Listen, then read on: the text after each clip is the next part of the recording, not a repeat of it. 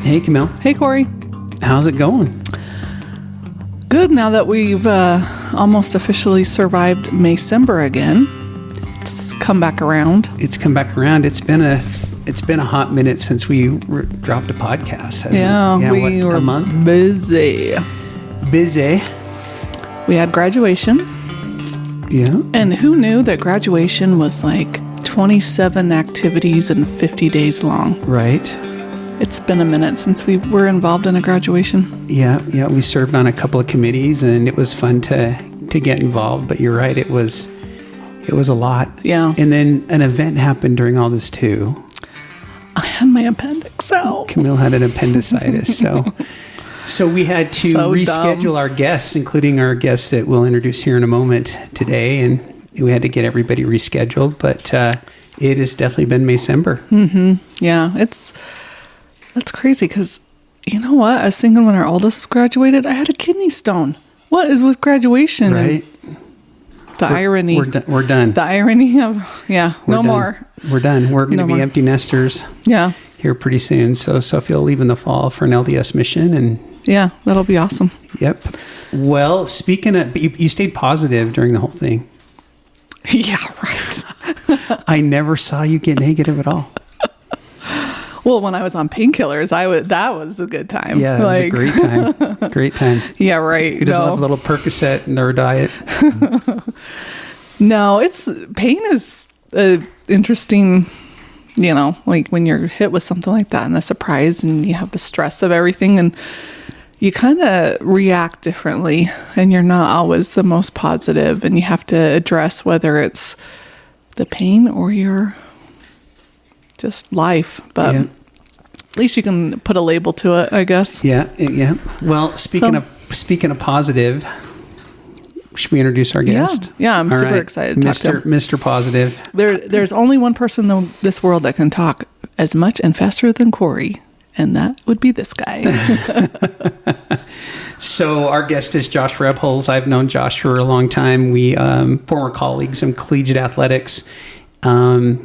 And we'll let him introduce a little bit more about where he spent some time. But Josh currently is a real estate executive. He is, like I mentioned, former collegiate athletic administrator, but he serves as a vice president of capital markets for Dinerstein Companies.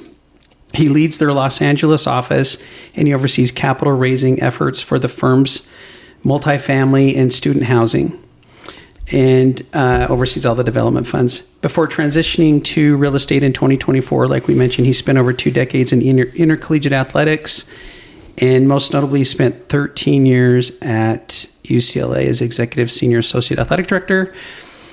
That is his official intro, but before we bring him in, Josh has been a great mentor. I've known him for over a decade. You are right. He's probably my twin brother. We have a lot in common. We're both raised by a single mom, so we're probably brothers from a different mother. We come with a ton of energy. Our backgrounds are exactly the same. And hold on, because he's going to bring a ton of energy. Well, when you guys talked on the phone, it's been a few months ago. I was like, is this on like speed 1.5? I'm like, whoa, you guys talk fast. We had about 10 conversations going in on one. It's like I need a nap after that. But it was fun. It's so fun listening to you guys talk. So, Josh, welcome to Barn to Boardroom. We appreciate you being on. Hi, Josh. Hi, guys. I'm excited to be here. I've heard a lot about the podcast and really looking forward to it. This is gonna be fun. My first time doing this, I think. So I'm a rookie. So take it easy on me. Okay, we'll do our best. So as mentioned in the intro, I got to know Josh when he was at UCLA. We've kind of been in the same space. Well, we've been in the same college athletic space for a long time. We were.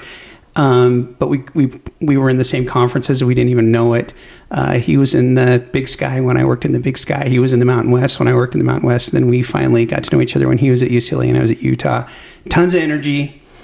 Josh, we mentioned in your intro a little bit about who you are and where you've been, but tell us what you've been doing since you left UCLA. Yeah, so I left UCLA 2 years ago now, amazingly. Feels like just yesterday, and I'm still very involved with my friends at UCLA and all my college connections, ADs and coaches and the like around the country, because that's kind of kind of what my entire career was college athletics. But a couple of years ago, I had an opportunity, a search firm who I thought was calling me for an AD opportunity, which I had gone for several of them and fell short. Second place, always the bridesmaid, never the bride when it comes to being the AD. I got a call from a good friend of mine who at the time was working for Korn Ferry, and she said, "Hey, I've got a job for you to think about." And I said, "Well, what AD job is available, is open? I don't even know." And she said, "It's not an AD job. It's a job raising capital for a real estate firm out of Houston." And I said, my reply immediately was, one, I don't even know what raising capital means. I've never heard that phrase. Two, I don't know anything really about real estate other than I just bought a house and it's not cheap. And three, I don't want to move to Houston. No offense to Houston. I love Houston, but I like living in Los Angeles where my kids are going to elementary school and I've got a good group of friends and network. And so she laughed and I laughed and she said, "No, raising capital is exactly what you've been doing for years," which is I was the primary fundraiser. And raising capital is the for-profit term as opposed to the nonprofit philanthropy terms that we use as a fundraiser. She said they'll teach you enough about real estate to be dangerous, and you're going to be teeing the people up and getting expanding their reach and this company's reach. And then the company's based in Houston, but they have an office in Carlsbad. They have an office in Austin. They're a national company, and they want you to open an office in Los Angeles. And so I was like, wow. And immediately I was like, is this really what I want to be doing? And I was so committed and loyal and in love, passionate about college athletics and it's just what student athletes and the whole experience. But if you remember, at the same time, 2 years ago was we had just launched NIL. And so every conversation I had with a donor at that time, my entire career used to be about making a difference and giving back and supporting the student athletes through scholarships and resources and education and buildings and such. And now every conversation that I was having with donors was about providing as much money as we can to the kids directly for basically for NIL, for payment. And so it wasn't a great transition for me as the business moved. I don't want to say I'm old school, but I was like, man, this wasn't nearly as rewarding.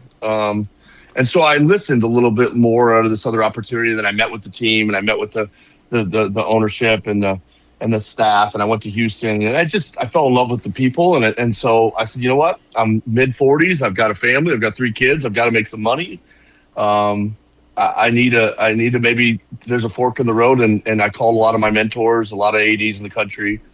And overwhelmingly people were like, you know what? This sounds like a really cool opportunity. You can always come back to college athletics if it doesn't work out, and you should give it a try. And so I have. And so for 2 years, I've been raising capital for real estate for a company based out of Houston, the Dinner Scene Companies. We do multifamily and student housing projects all over the country, acquisitions and developments. And it's been a lot of fun. It's a very similar experience to raising money for college athletics. It's now these people, I hopefully make them money as opposed to just take it and give them a tax deduction. But I still have all my same friends, and a lot of our coaches are investors now. And so it's I've been able to kind of merge both my old life with my new life, and it's been a lot of fun.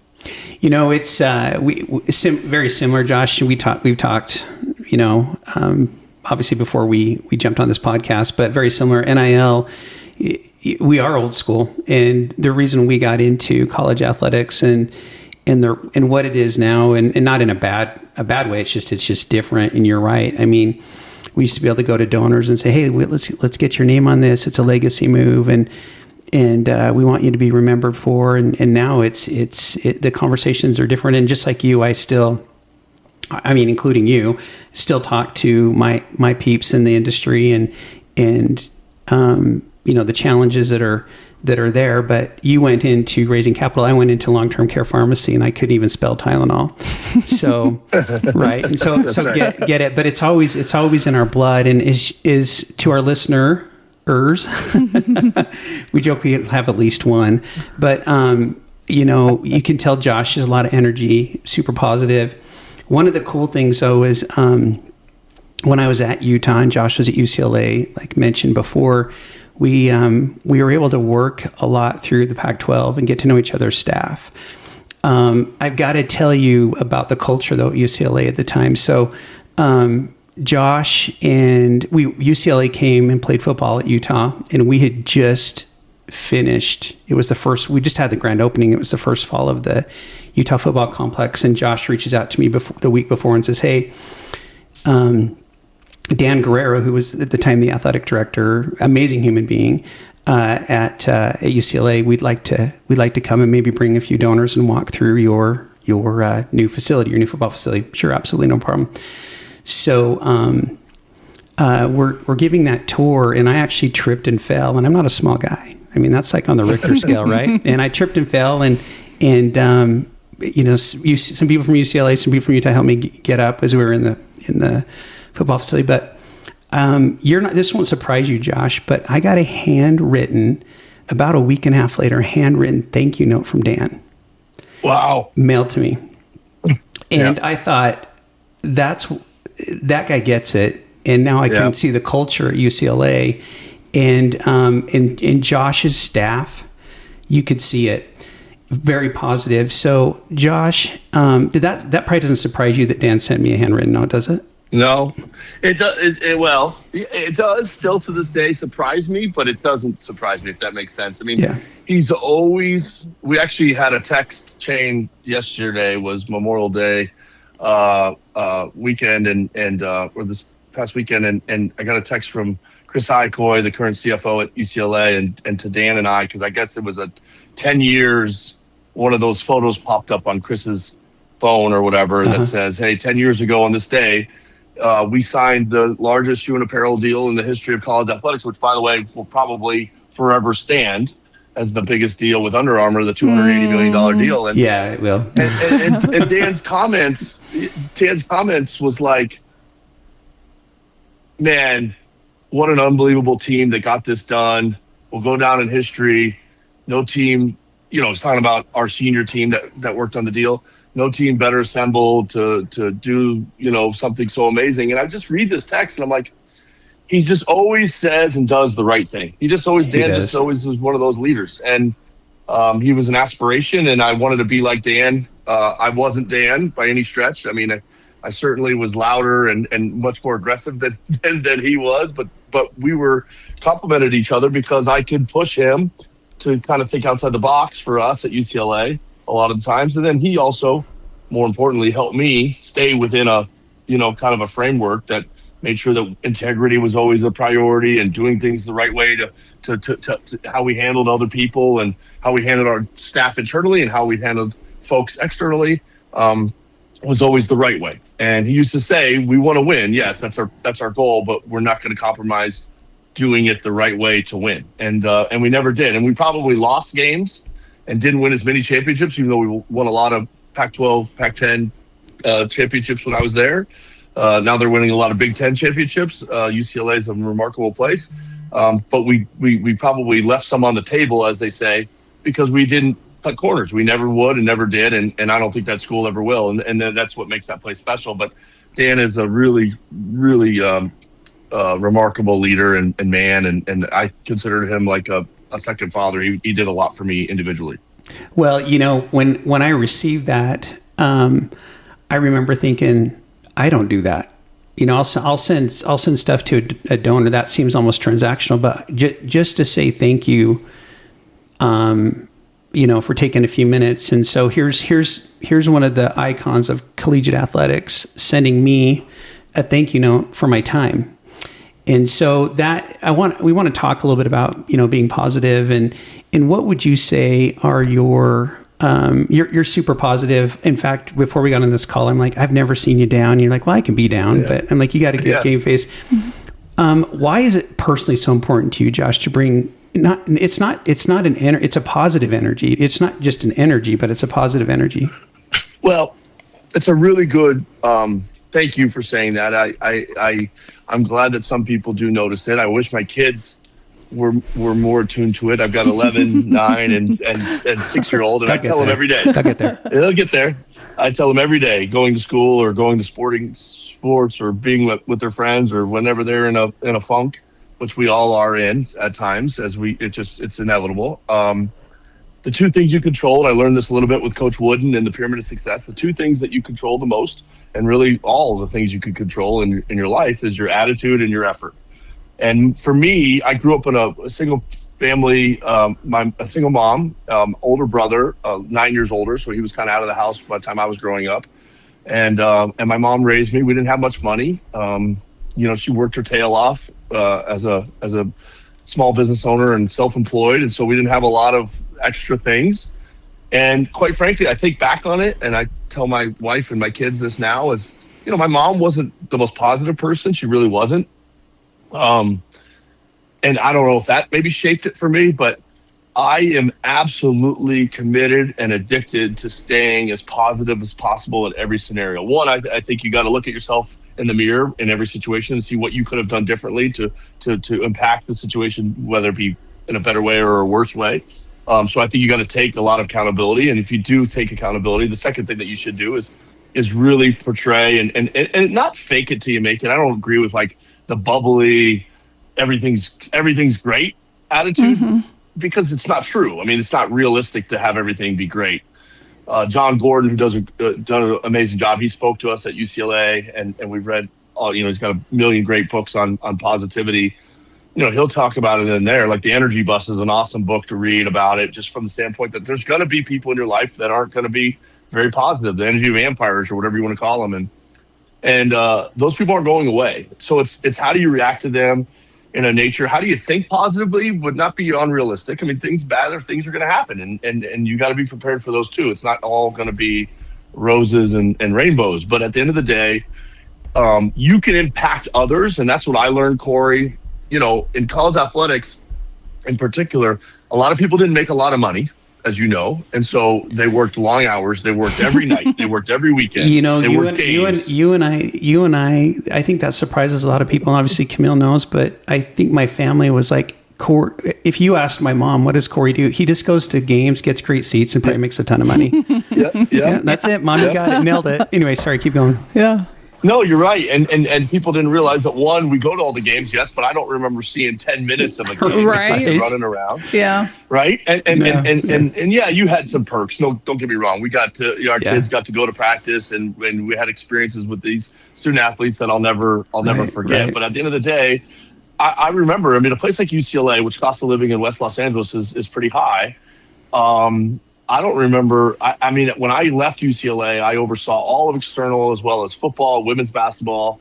So, there's probably 150 people that were under my umbrella, my responsibility is in total of the 300 some people in the department. I think, take away the coaches, of course, their salaries are different, but when you talk about just the administration, I don't know if there was 5 people that made over $100,000 out of those 100. Yeah. Yeah. And so they're living in 1-bedroom apartments. They're sharing an apartment. They're 40 some, 50 some, 60 some years old and have a great career, but they never could afford to buy a home. Financially, you couldn't motivate them because we didn't have the means and the ability to, like you do in private business, where, commission and bonuses and all these things you hear about. Now that I'm in that world, it's like, wow, I didn't know that this really was true. I thought it was all fake news, as they would say. But now I'm in it. I'm like, wow, the more you do, the more you get paid. This is pretty cool. But in college athletics, the more we did, the more we didn't get paid. So you had to motivate people with something other than money. And what I tried to do is, how do we make the experience for them as good as possible? Hold them accountable to work really hard and meet our goals and aspirations and try to push ourselves really to the limit, but also make it a great experience where when they went home at night, they felt good about the work they did, and it wasn't about just how much money they made or how much they didn't. And so, again, goes back to the positivity thing. I just think that over time, and I do it to myself now, like I said before the call, I get down. There's days I'm stressed. There's days I'm worried about how I'm going to, make sure I got a lot of financial responsibilities now with all with the children, and you think about life and what's next and all that stuff. And it's easy to get into ruts, and it's nothing different than obviously we're sports people, so we know sports analogies, but there's the greatest Mookie Betts went through a run, I think last playoff or whatever for the Dodgers, where he was in a slump, as they call it. And you you got to keep batting. You got to keep getting up to the plate. You got to keep swinging the bat, and you got to stay positive and say the next time is going to be my time. And I don't know if you can manufacture it. I don't believe in the stars and the moons to sit there and say that we can control what's going to happen to us with positive energy. I do know, though, if you think good things are going to happen to you, and you believe that good things are going to happen to you, and you work really hard, good things are going to happen to you. They really will. And also, and sorry, I'm a talker, as you guys can hear, is John Wooden's biggest mentor for him was Abraham Lincoln. And there was a quote that John Wooden loved of Abraham Lincoln, and I love it.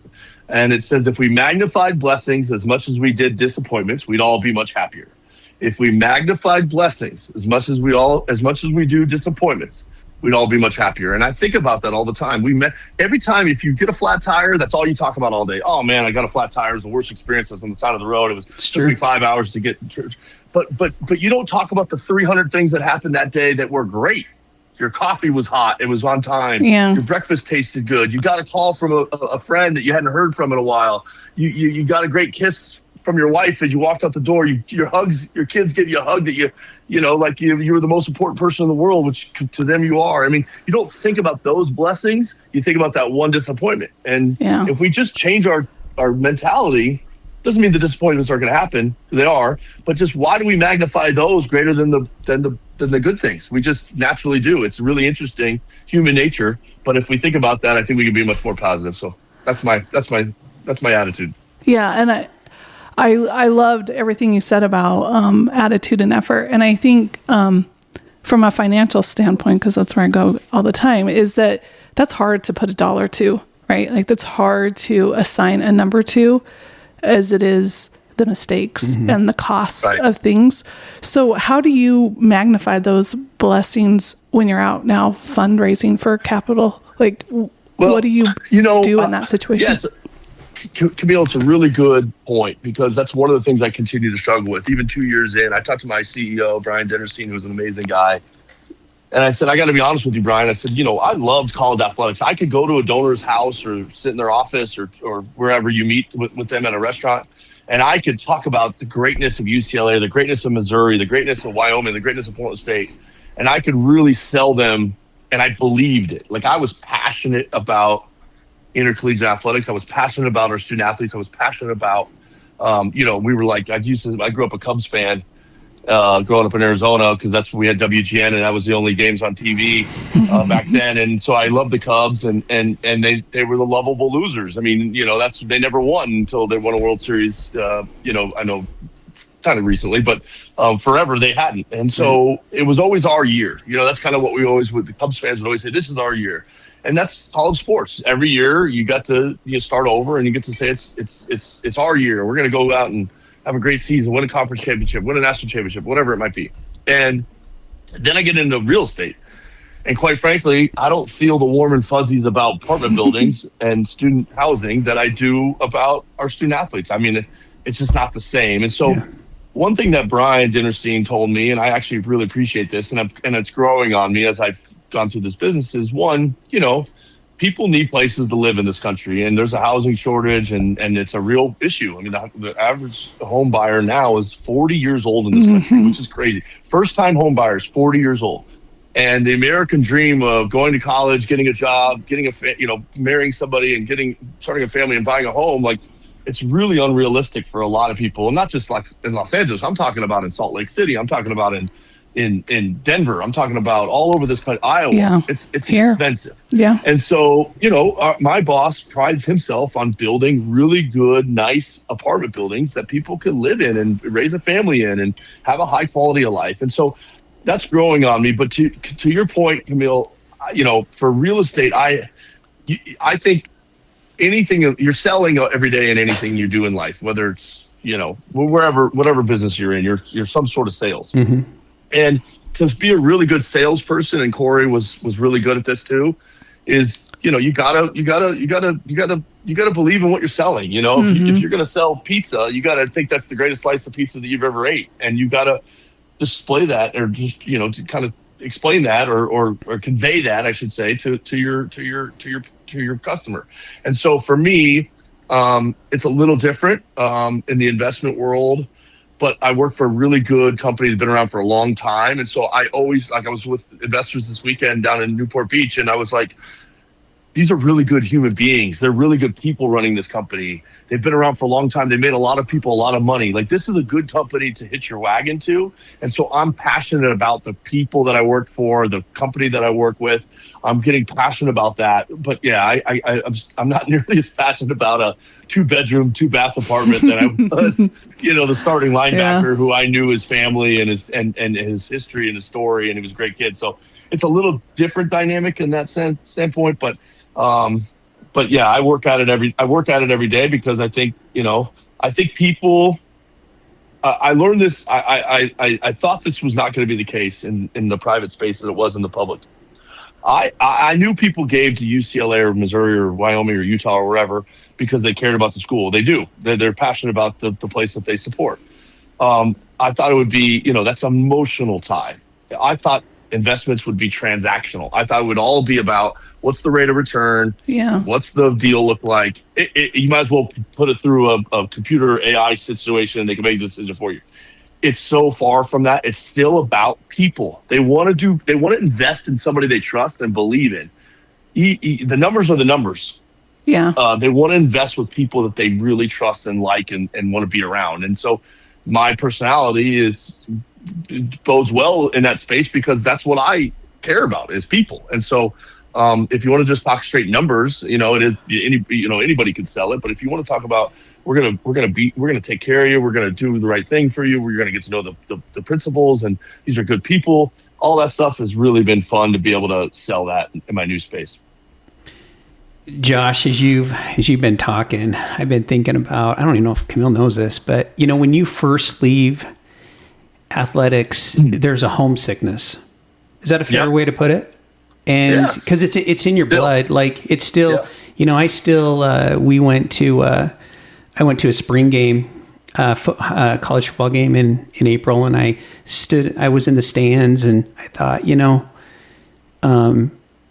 looking at the things that just go right, but I started to reminisce about what a spring game day looked like for me and my family, and what it used to be like, to have the spring game. And it was kind of that, to me, it was always that signal of, okay, we're almost to June 30th. Now we got to get on a sprint to hit the number by the end. And then we go to NACT and we get some downtime in July. Anyway, I remember I was still living in Salt Lake when I took my job outside of athletics, and it was my first week. I actually flew to Denver, and I was there for the first week, and I land on a Thursday, and I'm just like, I'm homesick. And this would have been in like April. It would have been around right after probably the spring game, and in 2016. And I drove over to Rice Eccles and I knew how to get in. I knew where there'd be an open door, and went in and sat in an empty stadium. And I sat there and thought, okay, what this is gonna take a little bit of time. But you just said something, and you said it's about people, and you're right. One of the things that has not changed though is that you can't fake caring about people in anything you do, right, in any job, regardless of. And is there transaction in all things? There has to be. We wouldn't need to work if there didn't need to be. And so at that moment, I thought, Cory, you've got to embrace who you were here and make it fun and make it about the people and be positive and run the business and understand the numbers and do those things.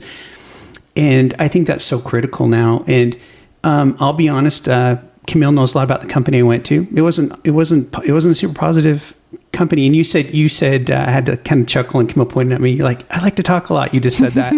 Well, I do too. I do too. And I like to bring a lot of energy to the room. And I've heard you guys talk on the phone before. I'm like, whoa. But if you can bring that light into dark, because I think dark and negativity is really easy to be. It's easier to be that than it is to be opposite and have some light and whatnot. So I understand exactly what you're saying. And in a day of a lot of change, and like you said, I mean, Camille and I owned our first home in our 20s, and I don't know if our kids will get there. I've got a 30-year-old that hasn't owned a home yet, and it's more important now than ever that we're we're magnetic in being positive and holding people accountable, right? Being kind over nice. Wouldn't you agree? Absolutely. I mean, through my time, and I'll be the first, if any of my former team members are listening to this podcast, they'll appreciate, I hope, the honesty. And I told my current leadership that we were talking about management. And I said, I got the opportunity, thanks to Tom Berman at Wyoming, to manage people at 26. I was 26 years old.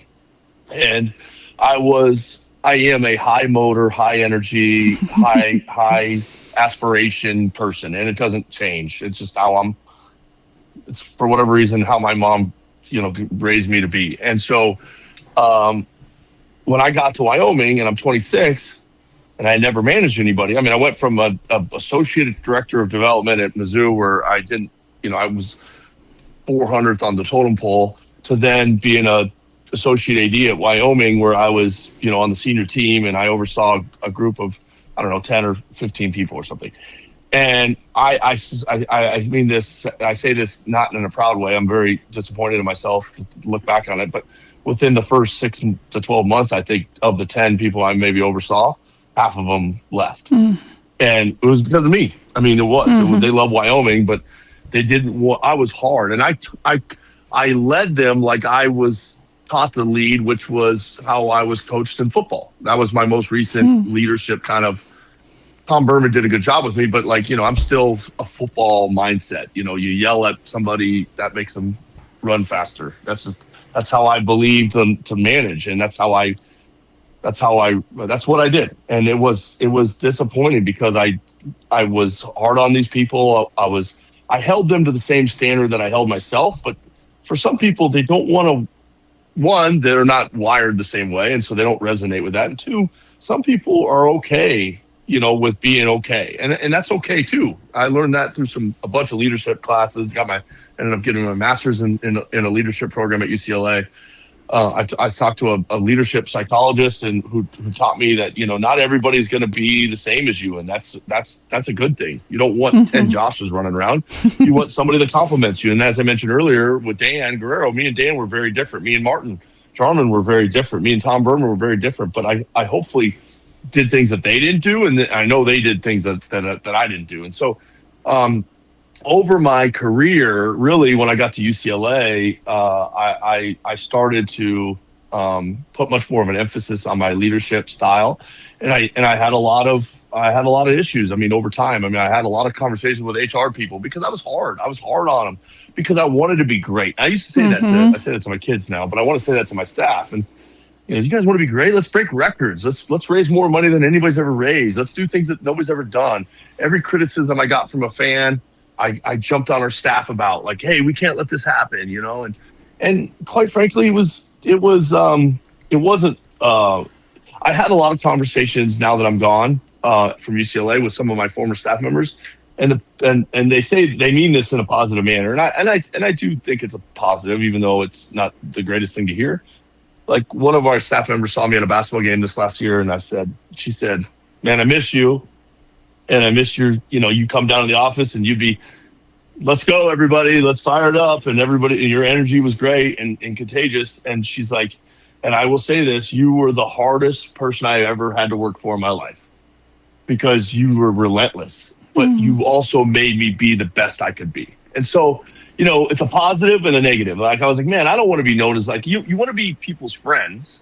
And but you can't be their friend. In my opinion, you can't always be their friend. Just like you can't be best friends with your kids, because your responsibility as a leader is to hold people accountable to a standard, and whatever that standard you guys have set. And hopefully there's buy-in. I mean, the problem, as we alluded to earlier, is when you can't pay people very much and they're not making a lot of money, their motivations change. And when you expect them to work day and night and do the best they can be, but they also can't even afford to go to Taco Bell because they don't have any money. It's like, it's counterintuitive. And so it was hard that way. And I get that in hindsight, but at the time I didn't think about it I didn't have as much empathy for people as I should have.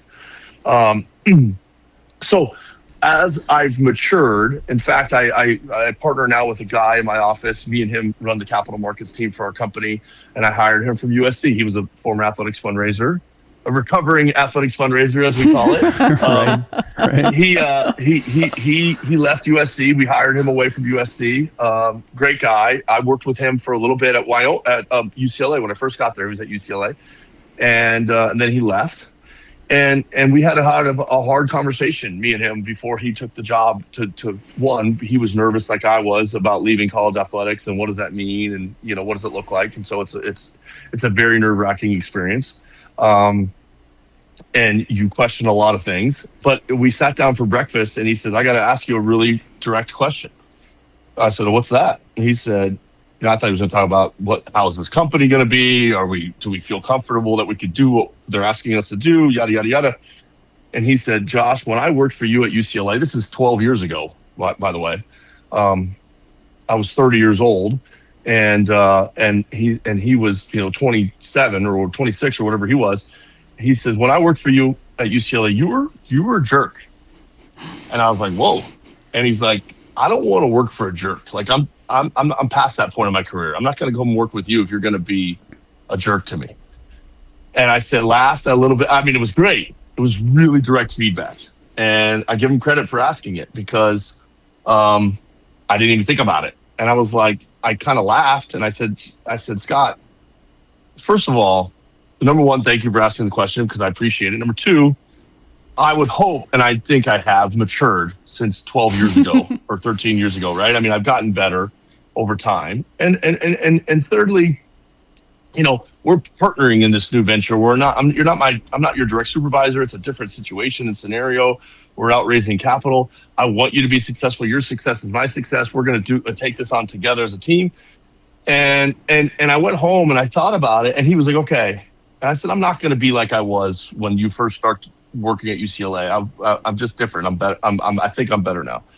And I've been, it's been 2 years me and him working together now, and I think about that comment almost every day.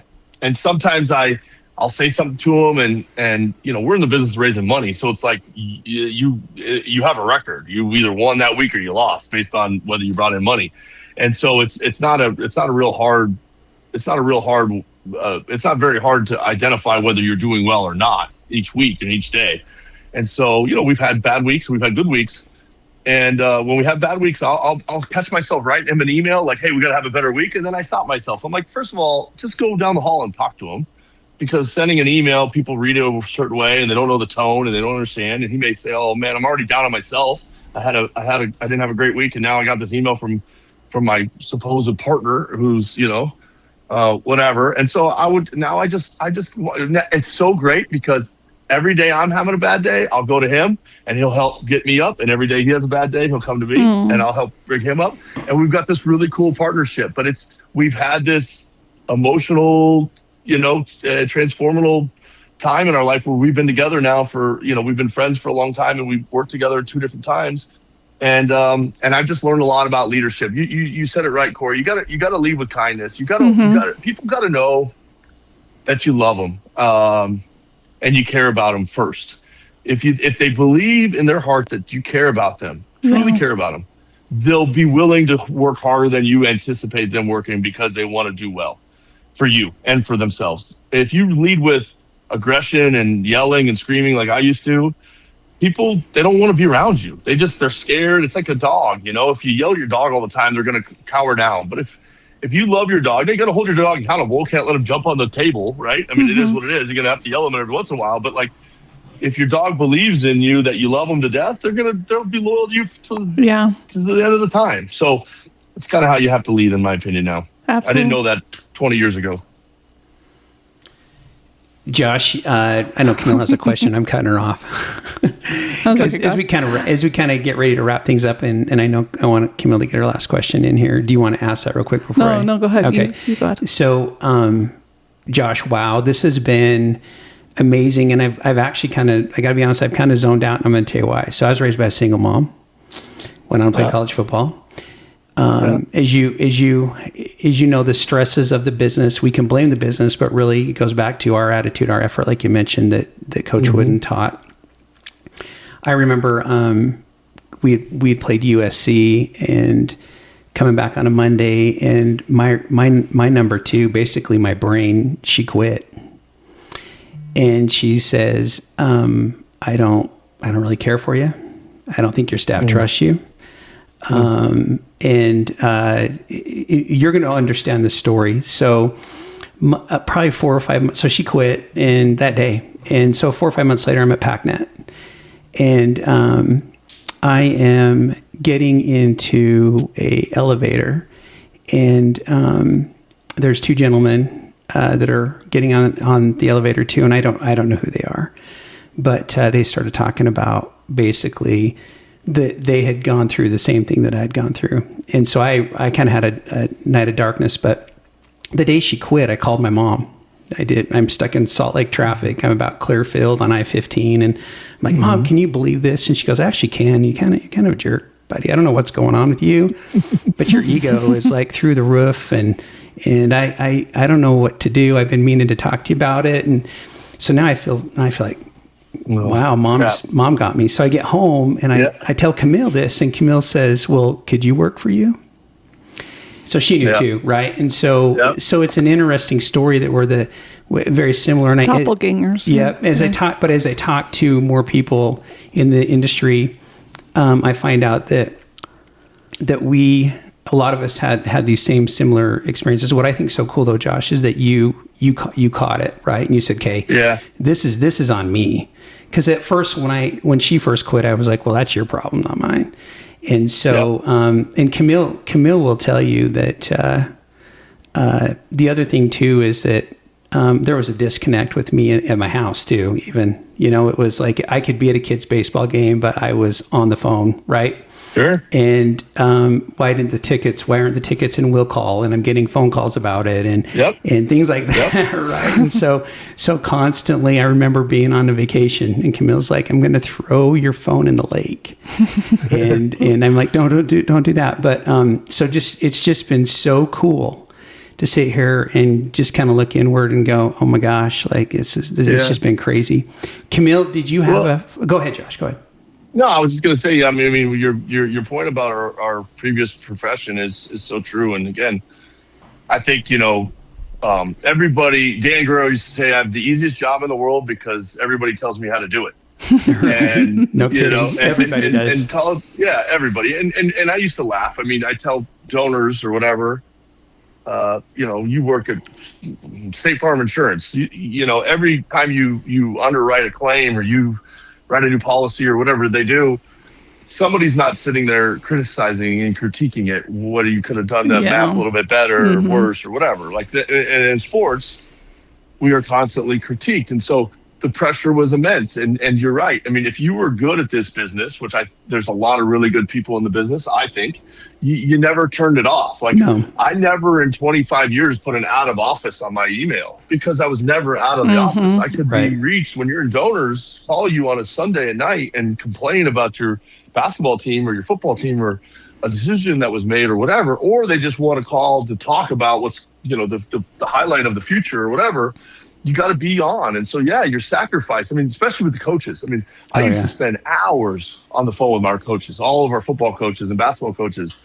And I was like their counselor. My wife used to say, you're like their therapist. And some of our coaches, my wife would say, he made more than you make in a year while you were on that phone call with him. Yeah. Like he makes $10 million a year and he's calling you to ask your advice. And, you make $200,000. It's like, I felt, I was proud of the fact that I served that role for these really cool people and important people. But for my wife, who didn't really care who they were, she was like, what, come back, let's go watch a TV show or like you said, watch your kid play sports.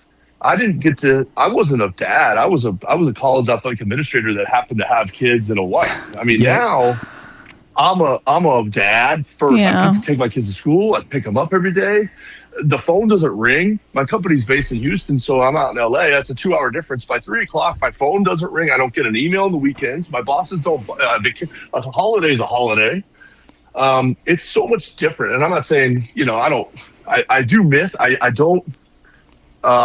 People ask me all the time, I miss the kids. I miss the student athletes. I miss the pride. the coolness of being Josh at UCLA. I'm a member of a little tennis club in LA, and everybody wanted to talk to me every Sunday about the game on Saturday, or everybody wanted to talk to me about the recruiting. And now, you know, people don't ask me what's going on in a multifamily apartment space. You know, it's just like it's not a topic conversation. But now I could be a better dad and a better husband and a better friend, and vacations are real vacations. And so the quality of life is definitely improved. But there's a big piece of me inside that I miss what we did. And I wrote my dissertation in my capstone in my master's program on the impact that intercollegiate athletics has had on society in America. And it's a remarkable, when you look back at the history of, you know, there's 300,000 plus student athletes in this country right now. And I'm talking NAIA all the way to Division I. I mean, all the levels. And they're learning skills that businesses and communities in our society need. Dedication, commitment, loyalty, time management, responsibility, diversity. I mean, I tell people all the time, you want to know diversity, equity, inclusion, go to a locker room. They don't care how much money you have, what color your skin is, what your religion is. They just want to win. Yep. Yeah. And they learn those skills in college athletics, and they take them back to their cities and communities and towns, and they start businesses, and they become great parents. It's a huge. We're one of the only countries in the world that doesn't separate education and athletics. If you go to Australia and you're a great athlete, you go to an athletics institution. Mm-hmm. If you're a great athlete in China or in Russia, they go to athletics factories. In America, you play sports and you go to Harvard. You know, it's intertwined, and so it makes our country that much more better. And so I'm a big fan of intercollegiate athletics. I hope we don't ruin it by so much money. Is all anybody talks about now. Right. But I do miss that part. But I don't miss you know, being on 24/7. We're much better people. You know, that shouldn't be the responsibility of college athletic administrators, is to be on all the time. It's in hindsight, it's really kind of sad that was the expectation. Yeah. Okay, I'm going to ask a question here, and it might need to go into a part 2 because it's such a good question. In my mind, I want to hear your point of talking about that, connecting with people and college athletics. And Cory can connect with anybody on an elevator based on what team, hat, shirt they're wearing. How do you connect with people now? By the way, Josh, Camille hates me to go grocery shopping with her. She says you're running for the mayor of nowhere all the time. Yeah. That's right. Your wife and I need to have like a support group together. Yeah. I think we're probably the same personality, being married to the same personalities here. But it's nowadays, with all the information that's coming so fast and the avoidance that, I mean, in a financial position I have, I don't want to talk to anybody unless I've already connected with them at some point. Mm-hmm. So if you're now out of the college space, how do you get doors open for you? How do you get sales and connections without that game on Saturday or that t-shirt that someone's wearing? Yep. Great question. And you hit the nail on the head. I mean, my partner and I, Scott, we commiserate a lot of days off the lack of replies that we get. Yeah. It's actually remarkable. It's crazy. I am shocked. In my old life, if I emailed the richest person in Los Angeles, I could get a text or an email back in the same day. Like it was, right? You know, it didn't matter how powerful they were. They wanted to hear from me, or they needed me, and I was there for them. And it could have been a cold call. But if there was a tie to UCLA or Missouri or wherever, I instantly had credibility with them, right? And then what they realized that I was, you know, would really take care of them, steward them very well, then I became that much more important to them, and thus they treated me very well on an individual basis. This new world where I'm reaching out to people, and sometimes it's people I knew and I know. And I don't even hear back. Yeah. Like, I don't even get a reply. And I say to myself, like, one, that's rude. Like, I just don't understand the rudeness. If somebody emailed me now, and even if I could care less about talking to them, or I don't know anything about it, I have no interest in it, I would at least write them back. Like, I just would. I wouldn't leave. I would just delete it and not reply. But I get so many non-replies and non-responses, not just from cold emails and calls, but from people that I did a lot of business with and had great relationships with. Some people, it's sad. And even at UCLA, I mean, I talked to Coach Cronin, our basketball coach, who I helped hire one of our biggest investors, and he invests in every deal I've done with the new company, and he's very loyal to me, and we've maintained a really good relationship. And I talk to him about it all the time. I said, I talk to this donor every day for 15 years, literally almost every day. And now I call them to check in with them or see if they could open a door for me or talk to me or whatever. They don't even reply to me anymore. Like, it's like I didn't even exist. And that's sad because then you look back at your relationship, you say, well, that was not really a relationship, was it? And so now for me, what I have been able to rely on, and I really do, I believe this. I used to say to my staff, you know, I think you can gauge the ability that you had success or not at an institution under the relationships that you carry forward with you once you leave. And I still, to this day, there's a woman named Jane Morrow. Her and her husband Bob Morrow were two of the biggest donors to Portland State University. I was 23 years old working there.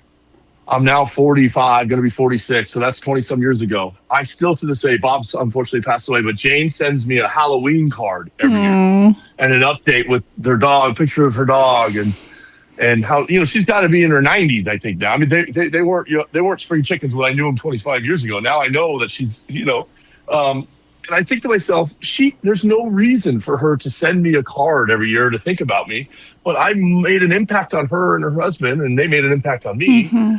That we have a lifelong relationship and bond now, regardless of what school I work for or what investment opportunities I might have now or whatever. It was about the human connection. And so whether it was my times at Missouri, I just got an investor from my time at Mizzou to invest with us that I haven't talked to in 15 plus years. Wyoming, I've had a lot of success with my Wyoming group. And that is, I take a ton of pride in, because I'm like, you know what, I did a good enough job with them when I was with them that they continue to still trust me. And now that I'm pitching them a different product and a different opportunity, they're still listening because and Mick tells me this all the time. He goes, Josh, people are going to do business with you because they like you and they remember how you made them feel. And they're going to say, you know what, I'm going to listen. I may not do it because it's an investment, still a decision, but I'm going to listen to Josh when he calls because I owe it to Josh because he did a lot for me when he was in the role he was in previously. So, you know, I've had to rely on those good friendships and relationships. I've been disappointed. Again, I've magnified some of my disappointments because I'm still bitter about some of these people that haven't called me back, even though I've called them multiple times. But then you find out who your friends are, right? And Cory knows this. You know, Josh, I tell people all the time, it's an ego check. Josh Rebholz is Josh Rebholz. That's fine. But Josh Rebholz, number 2 at UCLA, for some people was a big deal. And the UCLA attachment or the Mizzou attachment or the Wyoming attachment or whatever, the school that you get to attach your name to, it added validity to you and gave you a boost. Those boosters are off now. I don't have that same booster. And so, you know, some people... I'm not as cool anymore as I once was, you know. And I still think you are. And thanks for returning my phone call. Yeah, of course. Of course I would have. Even if I didn't want to do the podcast, I would have still called you back. No, but that's what I think about. I think about, like, you know, that UCLA booster's off of me, but that doesn't mean that I still can't make an impact and do a really cool thing and have success. But it is, Camille, it is the hardest thing that we've had to face, my partner and I, is the lack of replies and responses. And but you know what I've learned? And some people have gotten back to me on this. I'm relentless. You just got to keep doing it. I'm relentless. They'll come around sometime. Every couple weeks, every couple months, I send another email. Hey, checking in on you again. And I actually got an email from the other day from somebody who I think is going to invest with us, which is going to be a win. And they said, you know what? I got to tell you, I get a million, because what I don't realize, and I don't know the business well enough to know this, but you know, when I'm pitching them, they get a million pitches a week. Get 10 Joshes email them a day. So it's like, I don't think about it that way, but so I give them the benefit of the doubt of why they're not getting back to me. But this one person finally got back to me and said, you know what? I appreciate your persistence. Let's take a call. That's awesome. And I was like, you know what? You just got to keep doing it. You just got to keep going. Because, you know, you got to put your ego to the side. It's not personal. It's not because they don't like you. It's not because they don't want to talk to you. It's just they're busy too, and they got other opportunities, and they got other priorities and all that stuff. And by the way, providing them an investment opportunity in a multifamily housing isn't a priority for them right now. It just isn't. It may never be. But persistence matters. dedication matters. It goes back to what we were good at development. You got to have great follow through. You got to have great follow up. You got to have a great memory, as Cory mentioned. Yeah. If you have a great memory and you can remember, hey, you told me that, you go to wherever every summer. How was your summer in wherever vacation you're in there? Yeah. Oh, wow. You took a personal interest in my story and remembered it. That adds a little value. So anyways, it's definitely hard though. I mean, all day me and my partner just beat our head against the wall because we just reach out. That's all we do is reach out to people, and nobody calls us. At UCLA, it didn't happen all the time, but sometimes you get a phone call. Somebody say, "Hey, you know what? I want really good tickets. I want to donate to get good tickets." They'd be like, "Wow, that's cool," but nobody calls me and says, "Hey, I want to give you a bunch of money and invest." You gotta be very proactive. There's no reaction. Yeah. Yeah, you're Excellent. absolutely right. Good question. Josh, you've been awesome, and appreciate you taking some time today. Of course. We got to catch up soon. Next time I'm in the area, I'm going to come see you. Yeah, hit me up. I'll come see you when I go to see my buddy's ranch in Driggs. I love it up there. Yeah, I'm close. So you let me know when you come to Driggs. But again, thank you so much. And thank you for being a mentor. I have to say this though. And the very first time I met Josh, it was the men's and women's basketball tournament. We actually played in LA, and it wasn't in Vegas. It was in LA, but the women were playing at USC. I don't know if Josh remembers this. And, but we had a meeting and Josh came out in a Troy Aikman number 8 UCLA jersey, and it was pretty funny, but I remember he wore the craziest socks. Do you still wear the craziest socks? You know what? It's funny you say. I used to wear really fun socks. You're right. And then one day I thought it was cool to have the no sock look, and I've never gone back. So I have. I used to have donors. We'd play at Utah. The only place we played that was cold in the Pac-12 was Utah. And I'd be on the sideline with my loafers on and my no socks. And one of the donors, this lady, I'll never forget, she used to say, "How cold are your ankles?" I said, "You know what? Amazingly, your ankles don't get very cold."